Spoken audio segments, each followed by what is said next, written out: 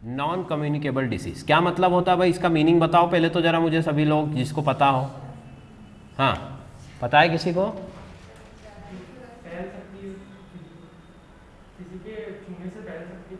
हाँ ठीक है, कम्युनिकेबल का मतलब संक्रामक और असंक्रामक रोग, ठीक है, या आप इसको संचारी भी कह सकते हैं, जिसका संचार हो जाए, मतलब एक व्यक्ति से दूसरे व्यक्ति में जो फैल जाए, ठीक है। एक इसका कम्युनिकेबल का मतलब होगा संक्रामक रोग, ठीक है, संक्रामक रोग, और नॉन कम्युनिकेबल का मतलब होगा असंक्रामक रोग, ठीक है। संक्रामक एंड असंक्रामक। संक्रामक का मतलब समझ पा रहे हैं कि जो संक्रमण से फैलते हैं, जैसे कोरोना फैल रहा है, एक व्यक्ति से दूसरे व्यक्ति में जा रहा है, कहाँ से जा सकता है वो, हवा से भी जा सकता है, ठीक है। वैसे तो फिजिकल कांटेक्ट से ही जाता है वो, बट फिर भी अगर मान लो किसी व्यक्ति ने छींका तो वो कुछ समय तक हवा में फ्लोट करता है, उसी दौरान अगर कोई दूसरा व्यक्ति वहाँ आ जाता है तो वो उसमें चला जाएगा, ठीक है।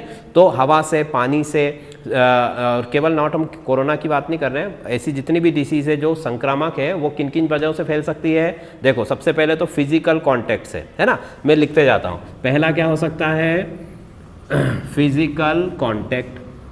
फिजिकल कांटेक्ट का मतलब कि आप उसको भौतिक रूप से स्पर्श कर रहे हो, है ना, स्पर्श कर रहे हो, या फिर किसी दूसरे प्रकार का कांटेक्ट आप कर रहे हो, उसकी यूज़ की हुई चीज़ों को आप यूज़ कर रहे हो, है ना। जैसे मान लो मैंने ये माइक यूज़ किया, अगर मुझे कोरोना है तो मेरे बाद जो इसको यूज़ करेगा उसको भी होने की पॉसिबिलिटी है ना।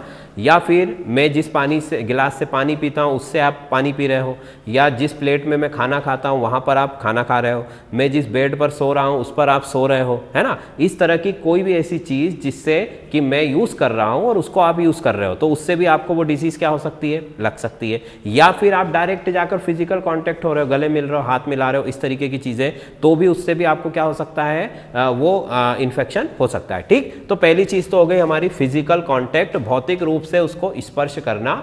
आप उसके फिजिकली कांटेक्ट में अगर आते हो तो वो बीमारी आपको हो सकती है। दूसरा किससे फैल सकती है, पानी से, वाटर रिसोर्सेज के आसपास से फैल सकती है, क्योंकि पानी तो सभी लोग यूज़ करते हैं, ठीक है। मान लो जहाँ जिस टंकी से हमारे घर में पानी आता है, अगर वो इफेक्टेड हो गई तो उस टंकी से जिसके घर में भी पानी जाएगा वो सभी क्या हो सकते हैं, प्रभावित हो सकते हैं। तो मतलब पानी से बहुत आसानी से फैल सकता है, और पानी तो जीवन के लिए ज़रूरी है, मतलब कि जो बैक्टीरिया है उसके लिए भी पानी ज़रूरी है, तो वो पानी के सोर्सेज के आसपास अच्छे से ग्रो करते हैं। भाई हम देखते हैं ना कि मॉइस्चर वाली जगहों पर जो माइक्रो ऑर्गेनिज्म है वो अच्छे से ग्रोथ कर पाते हैं, क्योंकि उनको भी तो पानी चाहिए ना।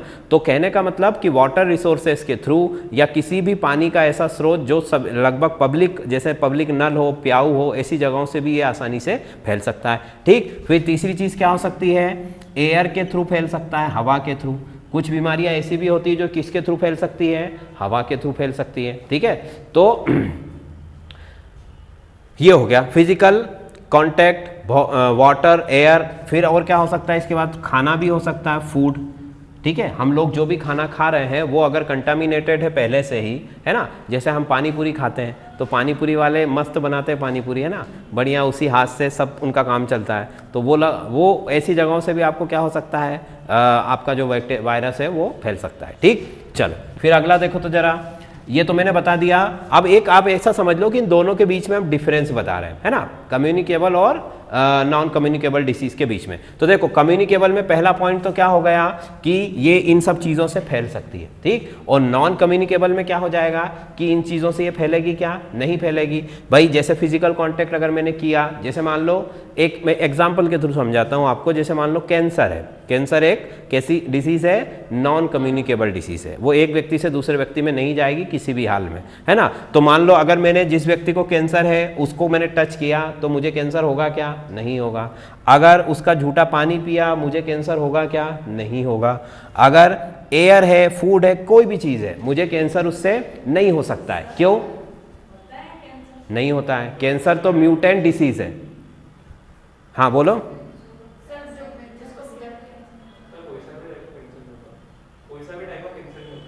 हाँ पहले एक मिनट सुन। हाँ ओके ओके ठीक है, ठीक। हाँ अब बोलो, आप लोग क्या बोलना चाह रहे हो, बोलो। नहीं देखो कैंसर है क्या पहले वो समझो, अभी मैं समझाऊंगा आपको। ये लोगों में भ्रांति है कि ऐसा हो जाता है, पर जैसे एड्स भी है तो एड्स भी झूठा खाने से थोड़ी फैलता है, ठीक है, उसका प्रॉपर कांटेक्ट है, वो जिस कांटेक्ट से होगा वैसे ही फैलेगा, है ना। कई लोग पहले ऐसा समझते थे कि मच्छर के काटने से एड्स हो जाएगा। भाई जिस व्यक्ति को एड्स है उसको मच्छर ने काटा, उसी मच्छर ने आके मुझे काट लिया, तो क्या एड्स हो जाएगा या कोई भी दूसरी बीमारी नहीं होगी, क्योंकि हर बीमारी को फैलने का अपना तरीका है। कैंसर एक ऐसी बीमारी है जो उस व्यक्ति के शरीर में बनती है, ठीक है, उसको कहीं से लगती नहीं है। वो एक बात समझ में आ गई, ठीक है। जैसे अगर मैं मान लो मैं तंबाकू खा रहा हूँ या मैं कैंसर से रिलेटेड कोई भी चीज़ कर रहा हूँ, या फिर म्यूटेशन के थ्रू भी कैंसर होता है, तो मुझे कैंसर हो गया, तो अब वो कैंसर किसी दूसरे व्यक्ति में नहीं जाएगा, चाहे वो मेरे साथ भली रह रहा हो, खा रहा हो, पी रहा हो, उससे कोई फर्क नहीं पड़ता है, ठीक है। कैंसर नॉन कम्युनिकेबल डिसीज है, वो इन सोर्सेज से दूसरे व्यक्ति में नहीं जाती है, वो उस व्यक्ति के शरीर में ही बनेगी, ठीक है। जो व्यक्ति जैसा काम करेगा, अगर कैंसर वाले काम करेगा वो, तो उसको कैंसर होने की संभावना रहेगी। बात समझ में आ गई। और अभी कैंसर पर हम सारी बात करेंगे, उसके टाइप भी बताऊंगा मैं, ये तो मैंने सिर्फ एक एग्जांपल दिया आपको, ठीक। तो पहली चीज तो नॉन कम्युनिकेबल डिसीज एक व्यक्ति से दूसरे व्यक्ति में नहीं फैल सकती, कम्युनिकेबल डिसीज फैल सकती है, ठीक। दूसरी बात, इनके सोर्स क्या है ना। तो कम्युनिकेबल डिसीज किन किन वजहों से फैल सकती है, बैक्टीरिया, वायरस, पैथोजेंस, है ना, इन वजहों से फैल सकती है। तो लिख लो जल्दी से, क्या क्या चीजों से फैल सकती है, बैक्टीरिया, वायरस और दूसरा कोई सा भी माइक्रो ऑर्गेनिज्म,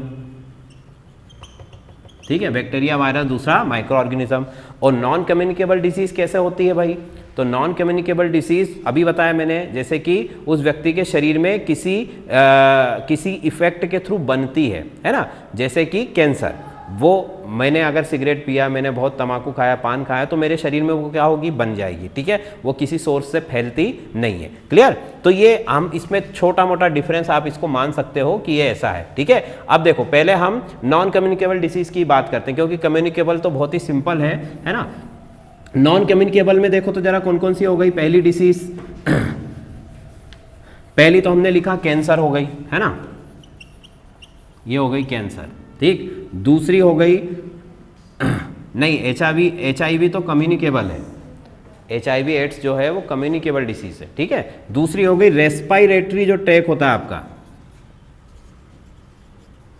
रेस्पायरेटरी जो ट्रैक है उससे संबंधित बीमारियां, मतलब श्वसन संबंधित, कौन से संबंधित, श्वसन संबंधी बीमारियां, ठीक।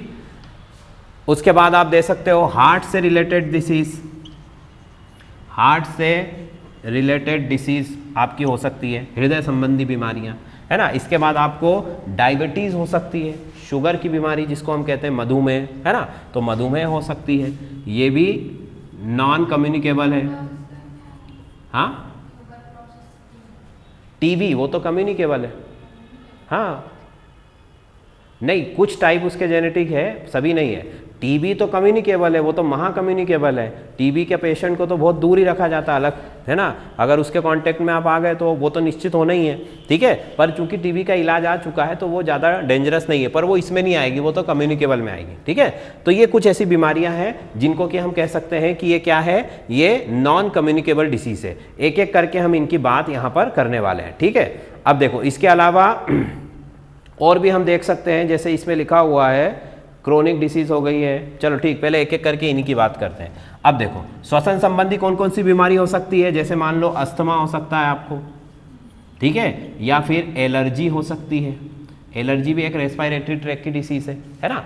फिर और क्या हो सकता है श्वसन से रिलेटेड, आपका जो है आपका जो ये ट्रैक है, ये ब्रोंकाई जो होती है ना, इसमें कॉन्ट्रैक्शन का प्रॉब्लम होता है कुछ लोगों को, है ना, मतलब वो कॉन्ट्रैक्ट हो जाती है तो आपका दम घुटने लगता है। और ऐसा कैसे होता है, ये अपने आप हो जाता है, या फिर किसी बैक्टीरिया वायरस के यहाँ पर जो है ग्रोथ करने की वजह से भी हो जाता है, या कुछ ऐसे भी रीजंस होते हैं जो अभी तक साइंस को भी पता नहीं कि ऐसा क्यों होता है।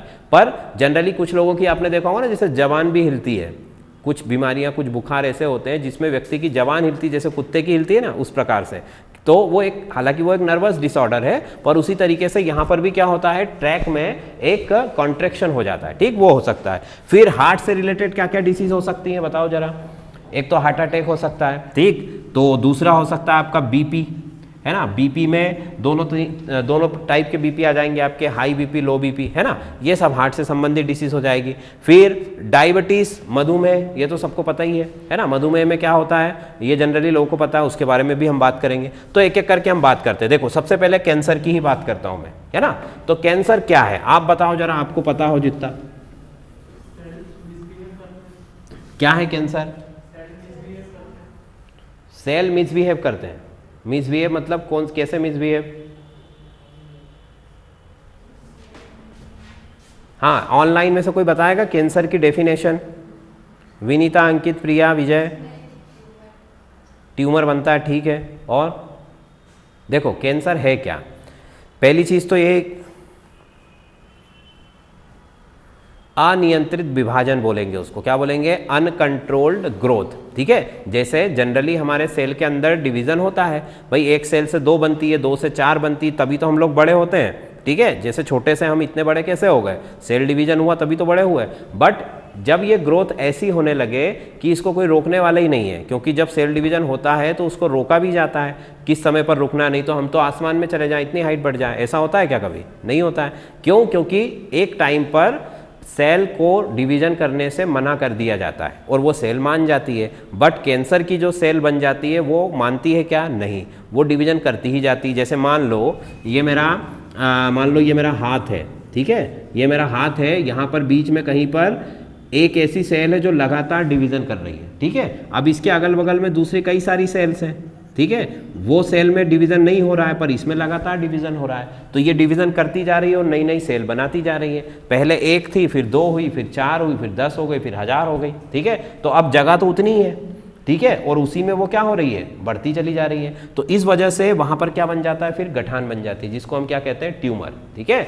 वो सेल बॉडी में दूसरी जगह कहीं भी यूज तो हो नहीं रही है, तो वहीं के वहीं वो बढ़ती जाती है और उसमें क्या बन जाती है? गठान, जिसको हम ट्यूमर कहते हैं। और चूंकि वो बहुत ही कम जगह में है तो वहां पर वो फिर पेन करने लगती है, दर्द देने लगती है, ठीक है, क्योंकि वो बाकी की सारी सेल को धक्का लगा रही है, इसको धक्का रही उधर, इसको इधर पुश कर रही है, तो वो सारी सेल इससे परेशान है। क्यों? क्योंकि इसकी जगह यहाँ पर नहीं है ना। यहाँ पर सिर्फ एक सेल होनी थी और उसने वहां पर कितनी सेल बना दी? पूरा ट्यूमर बना दिया, और इसी को हम क्या कहते हैं? कैंसर, ठीक है। इतनी बात समझ में आई? तो पहली लाइन लिख लो, अनकंट्रोल्ड ग्रोथ ऑफ सेल, कोशिकाओं का अनियंत्रित विभाजन, ठीक है।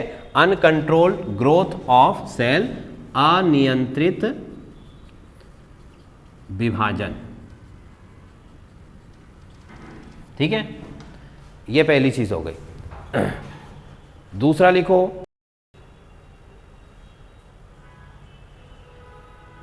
ठीक। अब अच्छा, इसका हिंदी में क्या नाम है कैंसर का? हिंदी में, क्योंकि हिंदी के वर्ड भी इसके बहुत, यूपीएससी अगर आप दोगे तो हिंदी वाले वर्ड भी बहुत अच्छे अच्छे पूछती है वो। कर्क रोग, क्या कहते हैं इसको? कर्क रोग लिख लो। जिसको अगर हिंदी मीडियम है तो वो याद रखे, ऐसा मत सोचना है कि हाँ कैंसर से पहचान जाऊंगा मैं, वो फिर प्योर हिंदी ही देगा वो वहाँ पर, ठीक है। कर्क रोग कहते हैं कैंसर को। कौन सा रोग कहते हैं? कर्क रोग, ठीक है। चल, अब ये तो बात हो गई, इतनी बात तो हमको समझ में आ गई कि कोशिकाओं की अनियंत्रित वृद्धि होने की वजह से कैंसर होता है। पर ऐसा नहीं है कि हर प्रकार के कैंसर में सिर्फ यही होता है, ट्यूमर बनता है। हर प्रकार के कैंसर में ट्यूमर नहीं बनता है, ठीक है। बहुत सारे प्रकार के कैंसर होते हैं, तो जरूरी नहीं कि हर कैंसर में ट्यूमर बन जाएगा। हाँ, जैसे ब्लड कैंसर है, ब्लड कैंसर में WBC का काउंट बढ़ने लगता है तो वहाँ ट्यूमर नहीं बनता है, ठीक है। तो ऐसा नहीं है कि हर कैंसर में ट्यूमर बनेगा, तो इस बात का विशेष ध्यान रखें, पर जनरली ट्यूमर बनता है, ठीक। अब ट्यूमर कैसे बनेगा उधर देखो। एक सेल जब डिवीजन करती है और लगातार करती जा रही है, इतनी चीज तो हमको समझ में आ गई, पर ये ऐसा करती क्यों है? इसमें ऐसा क्या, इसका दिमाग खराब हो गया जो ये चली जले आ रही है? क्या हो गया इसके अंदर ऐसी, है ना, कुछ ना कुछ डिफेक्ट आया तभी तो वो ऐसे काम कर रही है। तो ऐसा क्या बैक्टीरिया वायरस की वजह से हुआ या फिर किस वजह से ऐसा हुआ है? तो देखो उसको समझो कि ये जो है, ये जो सेल है, सेल डिवीजन क्यों करती है? सेल में एक न्यूक्लियस है, न्यूक्लियस के अंदर क्या है? DNA। ये जो DNA है यही सब काम करवाता है, ठीक है। जो हमारा जेनेटिक मटेरियल है यही काम करवाता है। तो जेनेटिक मटेरियल में अगर चेंज हुआ है, मतलब उस चेंज को हम क्या कहते हैं? म्यूटेशन, मतलब उत्परिवर्तन। क्या कहते हैं उसको? उत्परिवर्तन। तो भाई ये जो DNA है ये हर सेल को बताता है कि तुमको क्या करना है, ठीक है। और अगर उसने गलत चीज़ उसको बता दी तो वो तो करने लगेगी, उसको थोड़ी ना मालूम है कि क्या सही है क्या गलत है, उसको जैसे इंस्ट्रक्शन मिलेंगे वैसे वो काम करने लगेगी। तो अगर इसका डीएनए चेंज हो गया, मतलब डीएनए में कुछ खराबी आ गई, जेनेटिक मटेरियल में कुछ खराबी आ गई, न्यूक्लियोटाइड के सीक्वेंस में कुछ खराबी आ गई, तो ये क्या करने लगेगी, बिल्कुल पगला जाएगी, अनवांटेड ग्रोथ करने लगेगी। ठीक है, तो बेसिकली अगर देखें तो कैंसर किसकी वजह से हो रहा है, कैंसर जो है कोशिका का जो न्यूक्लियोटाइड्स हैं, जेनेटिक मटेरियल है, उसमें डिफेक्ट की वजह से हो रहा है। अब ये डिफेक्ट क्यों आता है, हम अगर सालों से ऐसी चीज़ों का यूज़ कर रहे हैं, जैसे कि हम सिगरेट पी रहे हैं लगातार, हम मान लीजिए टबैको यूज़ कर रहे हैं, है ना, या फिर किसी रेडिएशन के संपर्क में आ जाते हैं, तो भी हमारी सेल की जो है वो कोशिकाएं जो है हमारी ख़राब हो सकती हैं। ऐसा कोई भी सोर्स, किसी को शराब पीने से हो जाता है ना, वो भी कैंसर हो जाता है, और किसी को क्या, हाँ, नॉन वेज की वजह से भी होता है बहुत ज़्यादा। ठीक है, और स्पेशल टाइप के कुछ मीट होता है, जैसे कि रेड मीट जिसको हम कहते हैं ना, जो बॉलीवुड में बहुत चलता है, और बॉलीवुड में इसी वजह से कई सारे सेलिब्रिटीज़ को हुआ है कैंसर। ठीक है, तो उसकी वजह से होता है। तो कैंसर की हज़ारों वजह हैं। इवन अगर आप प्लास्टिक के किसी बर्तन में गर्म खाना भी खाते हो तो उससे भी कैंसर हो सकता है। ठीक है, पर वो अंदर जाकर क्या करेंगे, वो कोशिका को डिस्टर्ब कर देंगे, सेल को डिस्टर्ब कर देंगे। ठीक है, जिस भी जगह पर आप वो चीज़ कर रहे हो, जैसे अगर आप सिगरेट पी रहे हो तो लंग्स की सेल्स खराब कर देंगे। ठीक है, वहाँ पर अनवांटेड ग्रोथ होने लगेगी। ठीक, अगर आपने अल्कोहल बहुत ज़्यादा पिया है तो हो सकता है आपको लीवर में कोई खराबी आ जाए या किडनी में कोई खराबी आ जाए। तो जैसी चीज़ आप यूज़ कर रहे हो और उसका जो टारगेट ऑर्गन है वहीं पर फिर वो कैंसर क्या हो जाएगा, डेवलप हो जाएगा। बात समझ में आ रही? किसी को ब्रेन कैंसर हो जाता है ना, किसी को जो है खाने पीने में अगर है तो स्टमक का कैंसर हो गया, आंतों का कैंसर हो गया। मतलब कैंसर तो आप ये सोचो आपके जितने बॉडी पार्ट है वो उतने प्रकार का कैंसर होता है। ठीक है, ब्रेस्ट कैंसर हो सकता है फीमेल्स में। ठीक है, उसके बाद सार्कोमा है, लिम्फोमा है, वो दुनिया भर के कैंसर है। तो कहने का मतलब कि कैंसर बहुत प्रकार के हैं, पर उन सब का जो पीछे का रीजन है वो यही है ना, या सेल की अनवांटेड ग्रोथ। अब अगर वो ब्लड कैंसर मतलब कनेक्टिव टिश्यू नहीं है तो वो ट्यूमर बना लेगा, और अगर कनेक्टिव टिश्यू है तो वो ट्यूमर नहीं बनाएगा, पर फिर भी उसकी ग्रोथ क्या होने लगेगी, बढ़ने लगेगी। जैसे ब्लड कैंसर में होता है 100 WBC की ज़रूरत है, वहाँ पर उसने 1000 बना दी तो प्रॉब्लम होगी। ठीक है, इस वजह से। इतनी बात समझ में आ गई? ठीक है, तो कैंसर में लिखो अनियंत्रित विभाजन लिख लिया, इसको हिंदी में कहते हैं कर्क रोग। हाँ, अगली बात इसमें लिखो, इसके बाद ये क्या करता है, हाँ लिखो, आनुवांशिक पदार्थ में मतलब defect in genetic material, defect in genetic material या डिस्टॉर्शन लिख सकते हो आप डिफेक्ट की जगह, डिस्टॉर्शन इन जेनेटिक मटेरियल। आनुवांशिक पदार्थ में विकृति, क्या लिखोगे, आनुवांशिक पदार्थ में विकृति, डिस्टॉर्शन इन डीएनए, है ना। आनुवंशिक पदार्थ क्या हमारा, डीएनए, जेनेटिक मटेरियल में परिवर्तन। ठीक, इसके बाद लिखो आप, इसमें और लिख सकते हो इसके बाद में आप, हाँ एक और चीज़ कि डीएनए का जो रेप्लिकेशन होता है, रेप्लिकेशन समझते हो, एक डीएनए से 2 डीएनए बनता है भाई। जैसे कि हमारा डीएनए हमारे बच्चों में जाएगा या हमारे पेरेंट्स का हम में आया है, तो ऐसा तो है ही नहीं कि उनका डीएनए हम में आ गया तो उनमें बचा ही नहीं। तो डीएनए क्या करता है, एक कॉपी करता है, एक वहीं रह जाती है और एक आगे चली जाती है, ये करता है। तो डीएनए ने एक कॉपी बनाई, मान लो ये डीएनए है, इसने एक कॉपी बनाई उसी के जैसी हूबहू। अब जब वो कॉपी बन रही थी उस समय भी उसमें गड़बड़ होने की संभावना होती है। ठीक है, तो अगर उस समय गड़बड़ हो गई तो भी वो सेल जिसमें वो डीएनए जाएगा वो क्या बन जाएगी, कैंसर सेल बन जाएगी। तो कुल मिलाकर अगर देखा जाए तो डीएनए में गड़बड़ी नहीं होनी चाहिए, है ना। अगर डीएनए में किसी भी वजह से गड़बड़ी होगी, चाहे वो रेप्लिकेशन की वजह से हो, चाहे वो सिगरेट पीने की वजह से हो, चाहे वो तंबाकू खाने की वजह से हो, किसी भी वजह से हो, तो उसको हम क्या कह सकते हैं कि यहाँ पर जो है कैंसर हो जाएगा। अच्छा, फिर एक और अभी नया रिसर्च है कि अगर आप किसी अपने ऑर्गन का बहुत ज़्यादा यूज़ करते हो, मतलब उसको एक्टिव रखते हो, जैसे कि भाई तंबाकू खाने से क्या होता है कि लगातार वो उस जगह की कोशिकाएं एक्टिव रहती हैं, उसकी वजह से भी उनमें क्या हो जाता है, कैंसर हो जाता है। तो ऐसे ही अगर आप किसी ऐसी चीज़ के जरिए अपनी किसी बॉडी के ऑर्गन को एक्टिव रखते हो हमेशा, जो कि नहीं होना चाहिए, तो भी वो क्या बन सकती है, कैंसर का कारण बन सकती है। ठीक है, तो ये कैंसर की बात। अब लिखो अगला, टाइप ऑफ कैंसर। अच्छा, इससे पहले टाइप से पहले एक और चीज देख लो कि कैंसर की जो ट्रीटमेंट है वो कितने टाइप की होती है पहले, है ना। तो देखो कैंसर की ट्रीटमेंट कितने टाइप की होती है। पहला लिखो सर्जरी, सबसे पहला तो क्या है, सर्जरी। सर्जरी को हिंदी में क्या कहते हैं, शल्य चिकित्सा। शल्य चिकित्सा, सर्जरी, ठीक। जो ट्यूमर आपको बना है उसको काट के निकाल दिया जाएगा, ठीक। दूसरी कीमोथेरेपी, लिखो दूसरी कौन सी थेरेपी होती है? कीमोथेरेपी, मतलब कि इसको बोलते हैं रसो चिकित्सा, ठीक। मतलब रसायनों के द्वारा इसकी जो है ट्रीटमेंट किया जाता है, ठीक। फिर इसके बाद लिखो इसके बाद लिखो रेडियोथेरेपी। रेडियोथेरेपी मतलब कि विकिरण द्वारा चिकित्सा की जाती है, वो भी बताऊंगा मैं, नाम तो लिखो अभी, विकिरण द्वारा, ठीक है। और इसके बाद एक और लिखो मोनोक्लोनल एंटीबॉडी थेरेपी। क्या लिखोगे? मोनोक्लोनल एंटीबॉडी, हिंदी में भी इसको यही नाम होगा इसका, है ना, मोनोक्लोनल एंटीबॉडी थेरेपी या चिकित्सा। अब देखो इनको एक एक करके मैं बताता हूँ। शल्य चिकित्सा तो समझ जाने की जरूरत है ही नहीं, है ना, सर्जरी के थ्रू उसको काट के क्या होगा, निकाल दिया जाएगा। पर क्या शल्य चिकित्सा सर्जरी परमानेंट सॉल्यूशन है क्या? भाई जैसे ट्यूमर किसी को है, हमने काट के निकाल दिया, तो क्या वापस उसको कैंसर नहीं होगा? इसकी कोई गारंटी है क्या?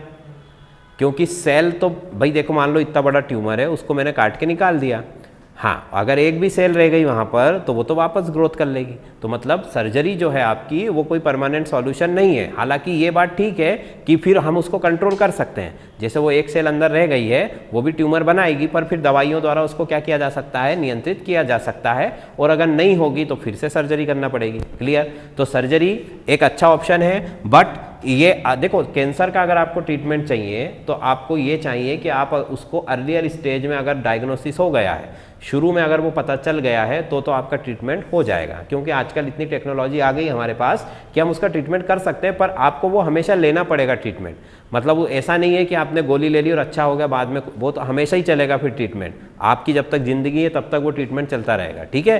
तो इसीलिए अभी तक हम कहते हैं कि कैंसर का कोई परमानेंट इलाज नहीं है। तो शल्य चिकित्सा। दूसरा है कीमोथेरेपी। कीमोथेरेपी में क्या होगा, केमिकल्स के थ्रू थेरेपी की जाती है ना, अलग अलग प्रकार के केमिकल्स हैं, रसायन है ना, आप उनको मेडिसिन भी बोल सकते हो, उनके थ्रू क्या किया जाता है, इलाज किया जाता है ना। अब कीमोथेरेपी में आपने देखा होगा ना कि लोगों के बाल झड़ जाते हैं, तो वो कीमोथेरेपी, हाँ वही केमिकल्स या रसायन या जिनको हम मेडिसिन भी बोल सकते हैं, वो बहुत ही ऐसी होती है जिनके साइड इफेक्ट्स के थ्रू में हमको क्या देखने को मिलता है, लोगों के बाल चले जाते हैं, ठीक है, हेडेक होता है ना, इरिटेशन होता है, शरीर पर लाल निशान भी पड़ जाते हैं, और इवन कई लोगों के तो हाथ के भी बाल चले जाते हैं, ठीक है। तो ये उसके साइड इफेक्ट हैं। पर कीमोथेरेपी जो है ये बहुत अच्छा मतलब उसकी इफ़िशियंसी अगर हम माने तो 90 से 95% तक है, ठीक है। कीमोथेरेपी करवाने के बाद कैंसर होने की संभावना बहुत कम होती है, ठीक। और इसमें रसायनों का उपयोग किया जाता है। रेडियोथेरेपी, इसमें रेडिएशन का यूज़ किया जाता है ना। रेडिएशन समझते हो सब लोग? जनरली तो रेडिएशन हमारे लिए हार्मफुल है ना। रेडिएशन के अगर कांटेक्ट में हम आ गए तो हमको म्यूटेशन हो सकता है या दूसरी कोई भी समस्या हो सकती है। पर अगर कंट्रोल्ड वे में अगर रेडिएशन यूज़ किया जाए, जैसे आपने सुना होगा ना, लेज़र के द्वारा ऑपरेशन किया जाता है। जैसे मान लो किसी कोई ट्यूमर हो गया तो लेज़र के थ्रू उसको वहीं पर जला दिया जाता है या गला दिया जाता है। तो वैसे ही रेडिएशन के थ्रू हम कैंसर की सेल पे अटैक करते हैं और उसको क्या कर देते हैं, डिस्ट्रॉय कर देते हैं। अब रेडिएशन मतलब क्या? रेडिएशन मतलब कि हार्मफुल चीज़ है, बट उसको हमें मशीनों के द्वारा कंट्रोल करके और हमारी शरीर की दूसरी कोशिकाओं को नुकसान ना पहुँचे, ऐसे उसको यूज़ करो और कैंसर की सेल को जो है ख़त्म कर दो, ठीक है। अब इसमें भी क्या दिक्कत है कि इसमें भी मान लो ये कोशिका में कैंसर है तो इसके आसपास वाली सेल तो डैमेज होनी है ना। फिर उसके बाद में इसके कई दिनों तक जो है आपको सिकनेस रहेगी और इसमें फिर नया म्यूटेशन होने की भी संभावना होती है। तो इस वजह से इससे लोग बचते हैं, है ना। ज़्यादातर सर्जरी या ये दो चीज़ें हैं जो इन्हीं की तरफ लोग ज़्यादातर जाते हैं, ठीक। अगर ऐसे ऑर्गन में कैंसर है जो सर्जरी से निकाला जा सकता है तो सर्जरी कर दी जाती है, और जो अच्छे से ट्रीटमेंट करा सकते हैं वो कीमोथेरेपी भी करते हैं। अब मोनोक्लोनल, ये एक नई टेक्नोलॉजी है। इसमें आप ये मान सकते हो कि हम कैंसर का एक तरीके से एंटीबॉडी बना रहे हैं। जैसे कोरोना की वैक्सीन लग रही ना अभी, तो वैसे ही कैंसर की भी हम क्या बनाना चाहते हैं, एंटीबॉडी बन जाए ताकि कैंसर हमें ना हो। पर चूंकि कैंसर इतने टाइप का है, जैसे कि अभी कोरोना ने रूप बदल के आ गया, नया स्ट्रेन आ गया, तो हमारी वैक्सीन जो है वो भी काम नहीं कर पा रही है अब। तो इस वजह से कैंसर के साथ भी यही है कि कैंसर के इतने सारे प्रकार हैं कि हर प्रकार के लिए हमको अलग अलग काम इसमें करना पड़ेगा। ठीक, तो हालांकि ये नई टेक्नोलॉजी, अभी इस पर बहुत सारे काम होना बाकी है, पर इसका बेसिक फंडा क्या है कि एंटीबॉडी हमारे शरीर के अंदर बन जाए ताकि हमको कैंसर ना हो। ठीक है, चलो, तो ये हो गए टाइप, ये हो गई थेरेपी। अब लिखो टाइप ऑफ कैंसर, कैंसर के प्रकार। हाँ, पहला लिखो कार्सिनोमा। पहला क्या लिखोगे? कार्सिनोमा।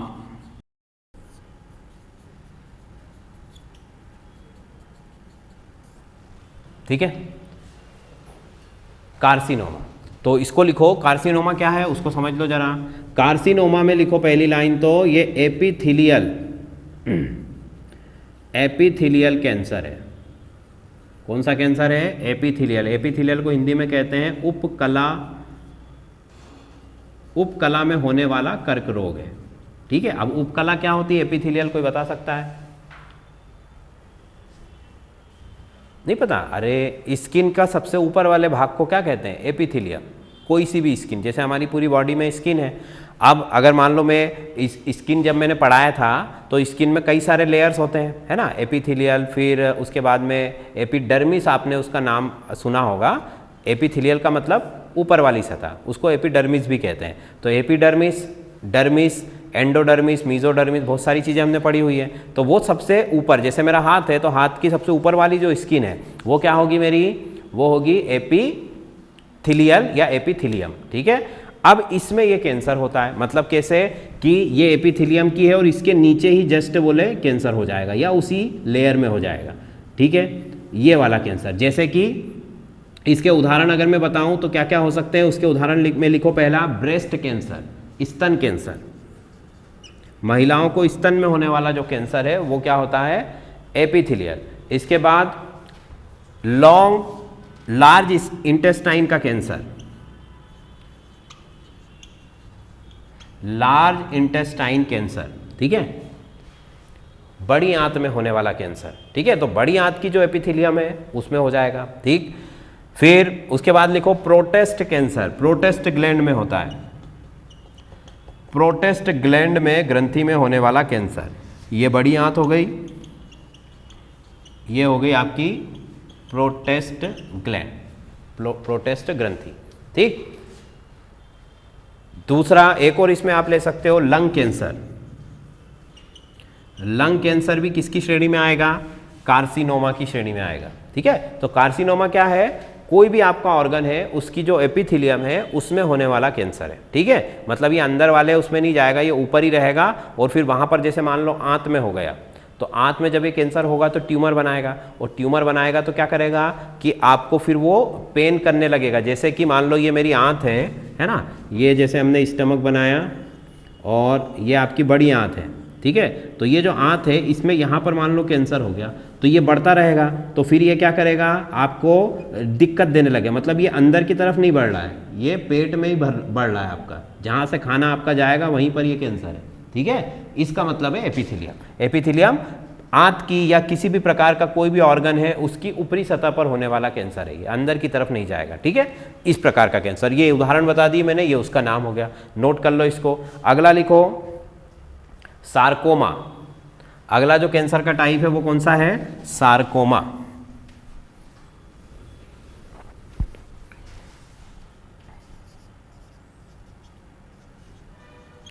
Sarcoma cancer. ठीक है, सार्कोमा कैंसर कहां पर होता है? तो लिखो it is the cancer of connective tissue. यह संयोजी ऊतक का कैंसर होता है। It is the cancer of connective tissue, संयोजी ऊतक का कैंसर है।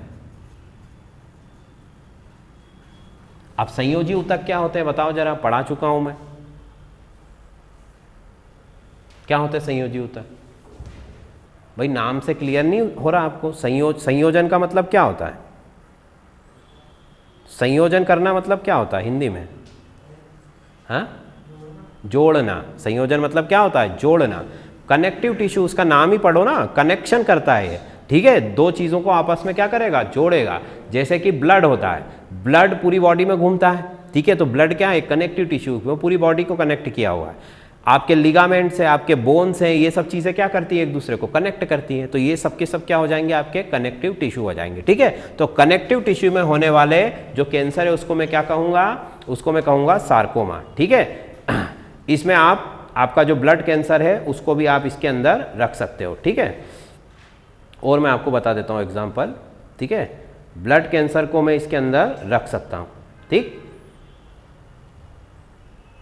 बोन कैंसर, कार्टिलेज कैंसर, ये सारे कैंसर इसके अंदर आ सकते हैं। तो लिख लो, हड्डियों में होने वाला कैंसर, कार्टिलेज में होने वाला कैंसर, रक्त में होने वाला कैंसर, वो भी इसके अंदर रखा जा सकता है। हालांकि उसका एक अलग ही टाइप हमने बना दिया है, पर वो इसी की श्रेणी में आ जाएगा। ठीक, इसके बाद लिखो ल्यूकेमिया।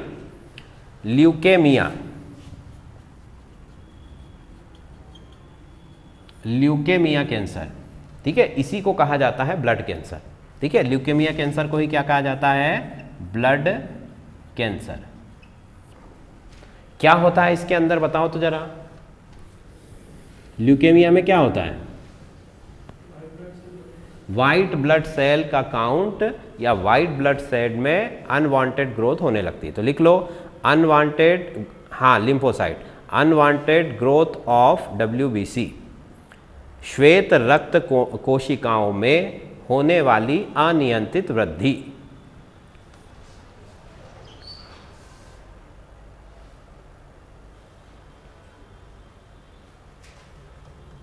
ठीक, इसके बाद एक और कैंसर है लिम्फोमा,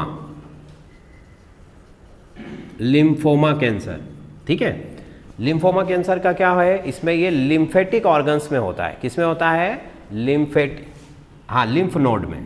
ठीक है, सही बोला इसने, लिम्फ नोड में होगा। ये कहाँ पर होगा, लिम्फ नोड।